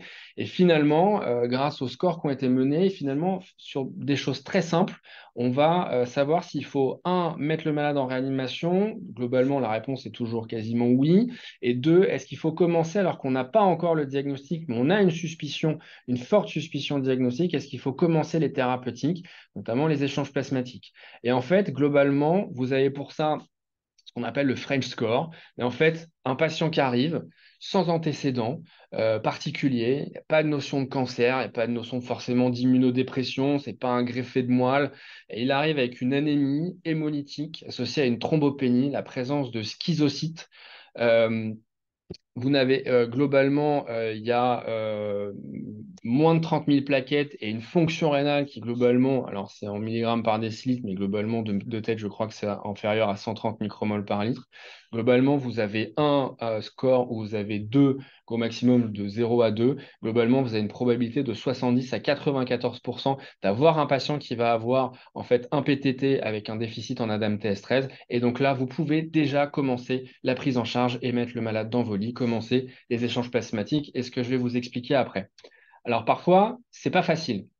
C'est pas facile parce que, comme on vient de le dire, quand les patients arrivent avec l'anémie hémolytique, les schizocytes, la thrombopénie, eh ben, en fait, c'est un peu plus facile. Et comme dans ce papier qu'avait fait Maximilien, eh ben, quand on peut avoir des retards au diagnostic, notamment quand on est une femme, notamment parce que parfois on peut avoir un test de Coombs positif, parce que parfois, en fait, on peut avoir l'anémie qui va être retardée, on peut avoir un retard à l'apparition des schizocytes, ça peut mettre plusieurs jours avant d'arriver et avoir le test de Coombs, avoir l'auto-immunité. Et donc, en fait, en règle générale, c'est des patients qui vont mettre plusieurs jours avant d'être pris en charge en réanimation. Est-ce que ça va globalement impacter un peu plus le décès? Probablement pas tant que ça, parce que maintenant, finalement, les thérapeutiques sont un petit peu mieux. Mais néanmoins, il peut y avoir notamment de la transfusion de plaquettes quand on pense que c'est peut-être une thrombopénie dont on n'a pas très bien compris le mécanisme, qui parfois, on part toujours du principe que c'est pas forcément une très bonne idée d'amener de l'eau au moulin dans une situation qui est thrombotique. Et donc ça, par expérience, on peut avoir déjà vu une patiente jeune, lupique, prise en charge pour une néphropathie lupique qui est bien traitée, qui arrive avec un peu d'anémie, des plaquettes à 50 000 initialement avec un peu de bulle hémorragique dans la bouche, un Coombs qui est positif, IgG 2 croix. Alors, est-ce que c'est un syndrome d'Evans? Et puis finalement, 2 jours après, on se rend compte qu'il y a les schizocytes qui sortent. Et ben, on l'a mis en réanimation, on n'a pas attendu, on l'a échangé et on s'est rendu compte quelques jours après, en effet, qu'elle avait la confirmation avec une ADAMTS13 qui était inférieure à 10% avec des anticorps au plafond. Mais donc, ça peut être à la fois générateur de stress et surtout générateur parfois de prise en charge qui vont mettre un petit peu plus de temps. Alors, la stratégie thérapeutique, globalement, la base du traitement, c'est les échanges plasmatiques. Ça fait des dizaines d'années qu'on sait que ça marche. Globalement, finalement, en fait, c'est les échanges. Pourquoi c'est mieux? Parce que finalement, on va apporter globalement 60 millilitres par kilo par jour de plasma au malade. Ça représente quasiment facilement 4 litres de plasma chez des patients qui, globalement, si on ne faisait pas d'échange en partie, même si on pense que ça amène de la dame TS13 et probablement ça doit retirer probablement un peu de monomère de Villebrandt, et ben, c'est des patients qui se mettaient en surcharge. Néanmoins, si vous êtes dans un centre hospitalier qui n'a pas l'habitude ou pour lequel les réanimateurs ne font pas d'échange plasmatique et que vous avez un malade qui commence à faire de la défaillance d'organes ou d'avoir des caractéristiques avec des thromboses, et ben, vous pouvez commencer à passer du plasma. D'accord? Donc au début, on y va, on balance ce qu'il faut et puis après, on voit si on peut transférer le malade. Et puis, si on peut avoir toutes les thérapeutiques sur place et que c'est compliqué, et ben, on avance. Et sinon, on le transfère, mais vous pouvez commencer globalement à faire du plasma, à faire des transfusions de plasma frais, parce que globalement, il ne faut pas attendre. Mais c'est sûr que les échanges permettent aussi de limiter le nombre, en fait, d'effets indésirables, notamment avec des surcharges majeures, des infections de thrombose, des infections de cathéter, enfin bon, ouais, tout un tas d'autres problématiques. Et donc, il faut se rendre compte avant que finalement, cette prise en charge-là n'a pas changé. On continue d'échanger les malades, sauf qu'avant, globalement, avant l'apparition des nouvelles thérapeutiques, ben, on faisait des échanges jusqu'à normalisation des plaquettes pendant au moins 48 heures, puis on espaçait, on faisait un jour sur deux, puis après on arrêtait. Globalement, ça a changé. Ce qu'il y a un autre game changer qui est arrivé il y a quelques années, qui finalement est pas le mieux, bah, c'est le rituximab. Alors, ça paraît pas comme ça sur ses premières études, mais on s'était dit que le ritux, ça allait plus vite, c'était plus fort, ça mettait plus de rémission aux malades et surtout plus vite on le faisait et mieux c'était. Et plus vite on sortait les malades de réanimation. Alors, avant, on va dire 2016-2017, c'est quand même des situations qu'on réservait aux malades. Donc, globalement, on n'avait pas de temps de doublement des plaquettes ou d'augmentation franche au bout de 48-72 heures. Donc, au début, on faisait corticoïdes, échange plasmatique. Et puis, quand ça commençait à pas beaucoup décoller, on commençait à avoir un peu peur. Donc, c'est là où on faisait le rituximab. Et puis, on avait l'impression que ça sortait un petit peu plus, mais c'était pas encore rentré globalement dans les us et coutumes, du moins dans tous les centres, c'était pas encore hyper standardisé. Et donc, globalement, on avait quand même réussi à montrer que faire du ritux, c'était mieux. Et pourquoi? Et surtout, deuxième chose, c'est que en fait, globalement, vous avez 40% des malades qui vont rechuter globalement dans la première année une fois qu'ils ont été traités. Et donc maintenant, la thérapeutique qu'on fait, ça reste du rituximab, mais ça c'est facile, c'est des malades pour lesquels vous savez qu'ils ont un PTT auto-immun. Et en fait, vous allez avoir parfois des rechutes qui vont être biologiques, parce qu'en fait, il suffit pas uniquement d'avoir de l'ADAMTS13 à moins de 10% pour d'emblée partir sur la microangiopathie thrombotique. Il y a des malades qui vont très bien, ils ont des plaquettes normales, ils ont une hémoglobine normale, ils vont très bien, ils ont moins de 10% d'ADAMTS13. Et là, on fait du rituximab de façon préemptive, une injection, ça suffit dans la majorité des cas à faire remonter dans quelques semaines et normaliser le taux. Parce que finalement, ce qu'on veut à ce moment-là, c'est éviter les malades de refaire en fait un PTT, on va dire, biologique et en même temps un PTT clinique, repartir en réanimation, le cathéter et le risque de faire des insuffisances d'organes. Donc ça, c'est vraiment plutôt après pour soit les réanimateurs qui ont de l'activité de consultation ou pour les internistes qui vont suivre ces malades-là qui vont sortir. Le but, c'est de ne pas rechuter et de ne pas faire une rechute clinique. Et donc, comme je l'ai dit, si on fait de l'immunologie un peu simple, on peut partir du fait qu'on a de l'ADAMTS13, on a des anticorps anti-ADAMTS13, donc on a des lymphocytes B, des plasmocytes qui vont globalement produire cet anticorps qui qui diminue, qui clear l'ADAMTS13. Donc en fait, la base du traitement, ça va être un traitement immunosuppresseur avec les corticoïdes et le rituximab. Et finalement, le gros game changer qui est arrivé avec des deux énormes études et plus, notamment dans le New England 2016-2017, c'est le caplacizumab. Le caplacizumab, c'est un nanocorps bivalent qui globalement va empêcher finalement la fixation des plaquettes par la glycoprotéine 1B sur les mégamultimères en fait de von Willebrand et qui va justement essayer de limiter en fait cette adhésion qui va participer au phénomène thrombotique. Globalement, le schéma d'administration, c'est de la sous-cutanée. On essaie de commencer par une première injection avant de commencer le premier échange plasmatique. Donc ça, vous n'avez sur le papier pas besoin d'avoir la démonstration que vous avez un déficit en ADAMTS13, parce que globalement, vous n'aurez pas le résultat dans l'heure, et sauf si vous êtes dans un grand centre, vous ne l'aurez pas forcément dans les 24-48 heures, mais globalement, le French score vous permet déjà d'initier ces thérapeutiques. Alors encore faut-il avoir du caplacizumab, donc s'il faut, faut le commander en urgence, mais dans tous les cas, ça ne vous empêche pas de commencer les échanges plasmatiques, de mettre du corticoïde et de réfléchir au rituximab.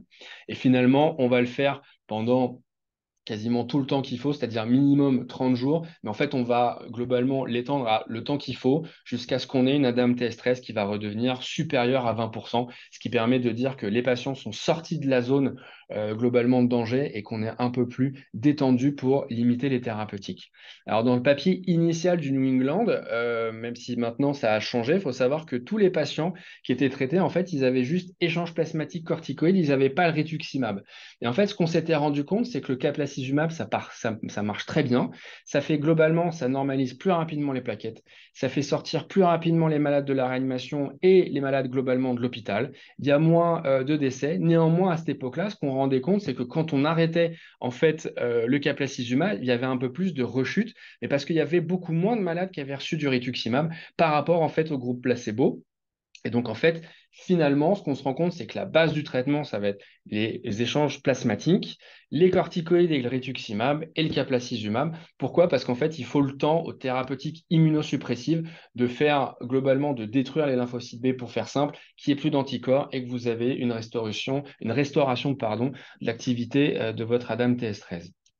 Et donc, finalement, ce qui est admis à l'heure actuelle, c'est ce qu'on appelle la triplette, donc les échanges plasmatiques, globalement 60 ml kg jour, avec le caplacizumab et la thérapeutique immunosuppressive, corticoïde et le rituximab. Le schéma, globalement, c'est corticoïde à peu près 1 à 1,5 mg kg, avec un arrêt assez rapide. Globalement, parfois, on fait 3 semaines de traitement, décroissance très rapide, presque un peu comme le PTI. Le rituximab qui va être fait, si vous avez un French score qui est égal à 2, vous pouvez le commencer dès le premier jour. Alors, il faut bien sûr, si besoin, faire tous les prélèvements avant de commencer à mettre le capla, avant de commencer tous les traitements, parce qu'on s'est déjà retrouvé dans une situation un peu bizarre où la ADAMTS13 avait été dosée après l'initiation des échanges plasmatiques. Donc, quand vous avez une ADAMTS13 qui est à 40%, c'est un peu compliqué, même si le tableau était typique au début. Le caplacizumab qui est fait de façon quotidienne. Le rituximab, globalement, qui reste sur le schéma validé, 375 mg/m² à 4 injections, plutôt fait un J1, J4, J8 plus ou moins J15, mais on peut monitorer les lymphocytes B. Et si vous avez un phéno B CD19 qui est complètement déplété, on peut probablement faire un peu moins d'injection de rituximab. Le mieux, c'est de le faire juste après les échanges. On part du principe que peut-être, si vous faites du rituximab et un échange, ça va peut-être partir dans la machine. Et globalement, on va faire du caplacizumab de façon quotidienne, minimum 30 jours, mais on peut l'étendre si besoin. Déjà, une patiente qui a reçu quasiment 6 mois de capla, parce qu'en fait, grande difficulté en fait à diminuer le taux d'anticorps et avoir une normalisation de l'activité ADAMTS13. Bien évidemment, ça reste des cas anecdotiques et c'est des cas qui doivent être discutés en RCP et avec les référents des CNR. Et globalement, avec ce régime de triplettes par rapport à une série historique, eh ben, globalement, vous avez beaucoup moins de décès, vous avez beaucoup moins d'exacerbations, vous avez des patients qui vont restaurer leurs plaquettes globalement en 5 jours versus une dizaine de jours. Vous allez avoir moins d'échanges plasmatiques, vous allez passer moins de plasma et vous allez plus rapidement restaurer une activité supérieure à 20% de la DAM-TS13. Ce qui fait que pour les internistes qui ne sont pas, je pense, comme Maximilien, c'est-à-dire avec un pied en réanimation et un pied en médecine interne, entre guillemets, c'est devenu presque un peu chiant le PTT, dans le sens où, en fait, on vous appelle pour dire j'ai un PTT, j'ai la dame TS13, je l'ai échangé, c'est bon, il a 150 000 plaquettes, est-ce que tu peux venir prescrire le rituximab? Donc vous venez prescrire le rituximab, le malade sort pour votre unité et globalement, finalement, c'est de lui apprendre à s'injecter, à dire qu'il faut venir une fois par semaine pour faire le monitoring de la dame TS13 et finalement après pour les suivre. Il faut savoir que globalement, il y a une partie des patients qui risquent de développer une maladie auto-immune. Donc ça met un peu plus de liens à suivre. Et vous avez surtout parfois, comme c'est une pathologie essentiellement féminine, des patients qui arrivent déjà avec une maladie auto-immune, mais ce qui rend parfois le diagnostic un petit peu plus difficile avec les autres cytopénies auto-immunes ou avec le diagnostic, un des diagnostics alternatifs, mais qui est finalement ultra rare, qui va être le syndrome d'Evans.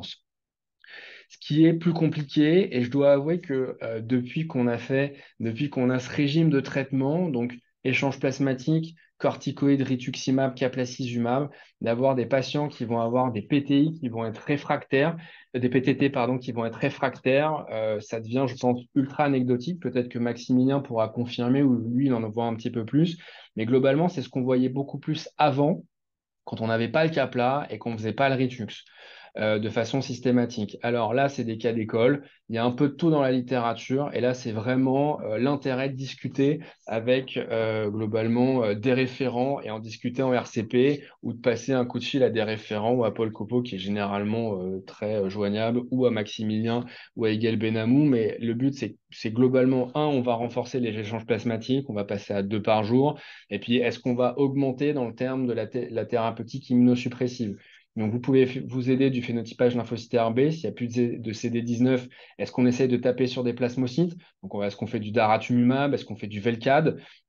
Est-ce que s'il y a toujours des CD19, est-ce qu'on fait plus de Ritux? Est-ce qu'on change finalement le type d'anti-CD20, donc faire de l'obinutuzumab? Et puis après, ce qui reste vraiment du cas d'école anecdotique, mais qu'on faisait quand même avant, c'était de faire de l'endoxan, comme dans toute maladie auto-immune, de la cyclosporine, mais généralement, c'est assez rare qu'on ait mis ça à l'époque en phénomène assez aigu, de la vincristine qui marchait assez bien dans certains cas, et dans des cas ultimes, la splénectomie dont on sait jamais, on savait pas vraiment si c'était la splénectomie qui marchait ou si c'était finalement le cumul de toutes en fait les thérapeutiques qui finissaient par marcher. Mais parfois, ça se discute. On a dû le faire en sauvetage, des patients qui étaient depuis plusieurs jours en réanimation avec un PTT qui était réfractaire, l'ischémie. Et donc là, il faut aller convaincre l'anesthésiste, il faut aller convaincre le chirurgien que oui, il faut les opérer, oui, ils ont moins de 10 000 plaquettes, oui, il faut essayer de péter la rate, mais c'est risqué, ça peut être compliqué, mais ça peut sauver les malades.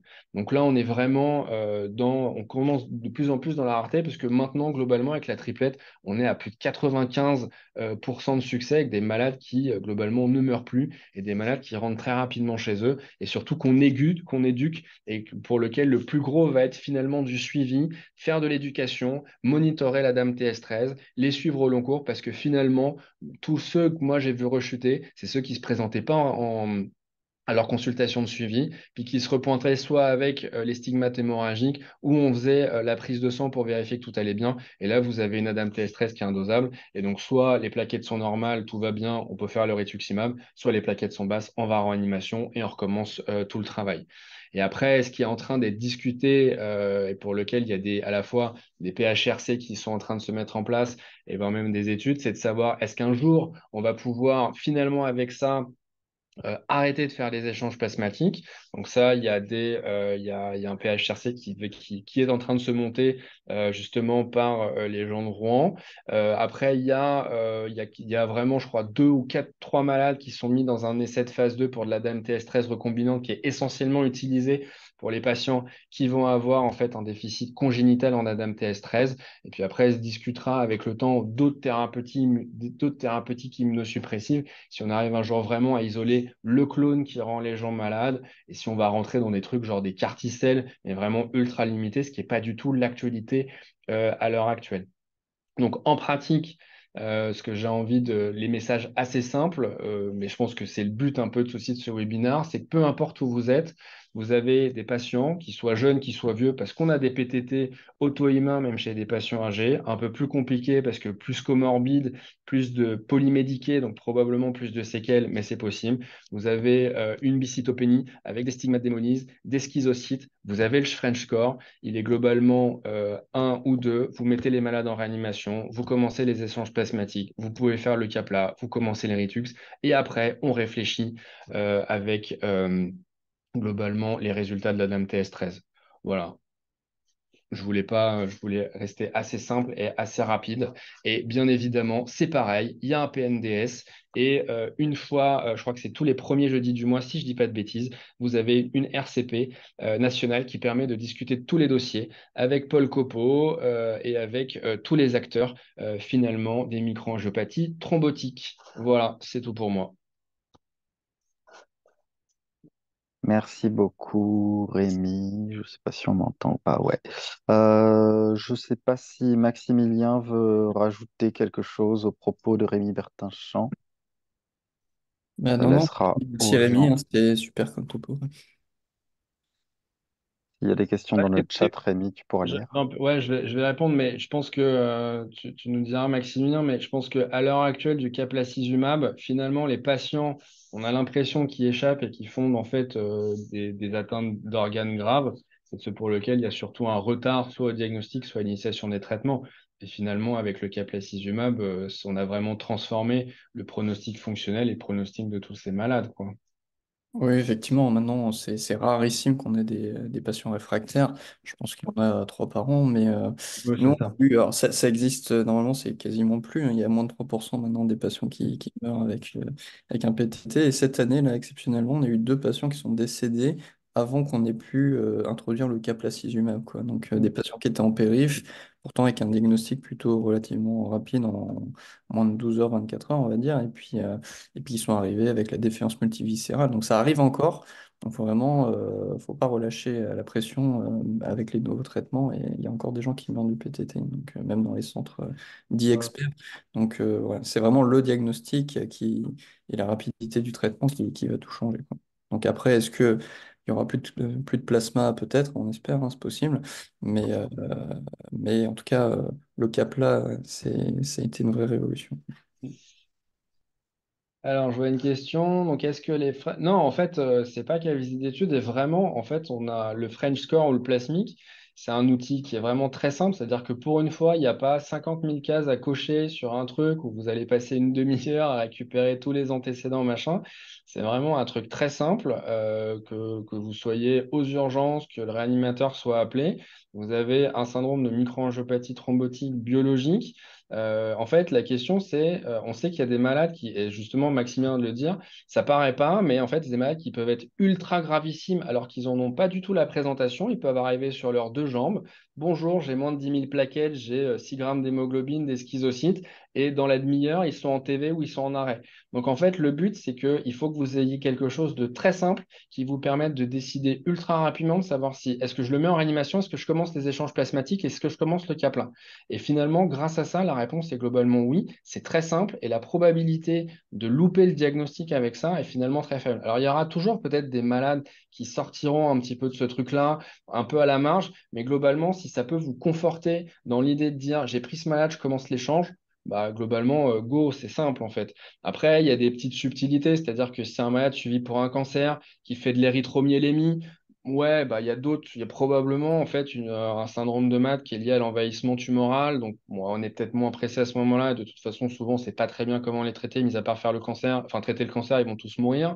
Évidemment, si vous avez une anémie massivement macrocytaire avec un VGM à 120, 130, arrêt génératif, on peut peut-être attendre la B12 à ce moment-là si on peut le faire, parce que oui, il peut y avoir des schizocytes parfois dans la carence en B12, mais globalement, si vous avez éliminé les diagnostics les plus simples et que vous avez ça, ça vous permet globalement de vous lancer dans les thérapeutiques sans trop d'arrière-pensée, quoi.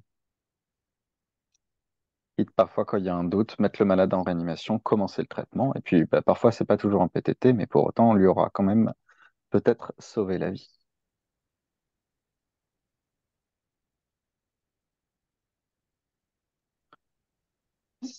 Y a-t-il d'autres questions, chers amis? La salle se vide, les gens ont faim. Bon, ben, on met un terme à ce webinaire. Je laisse conclure les réanimateurs. Mm. En tout cas, merci à tous d'avoir participé à ce webinaire. C'était super topo.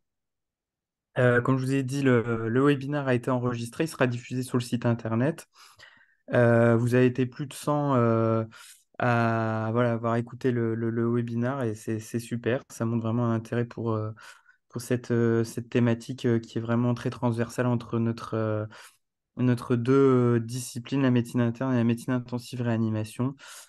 Et donc, voilà, on vous remercie de nouveau. Et puis, c'était le webinaire co-organisé avec l'Amicale des jeunes internistes et l'Association nationale des médecins intensivistes réanimateurs.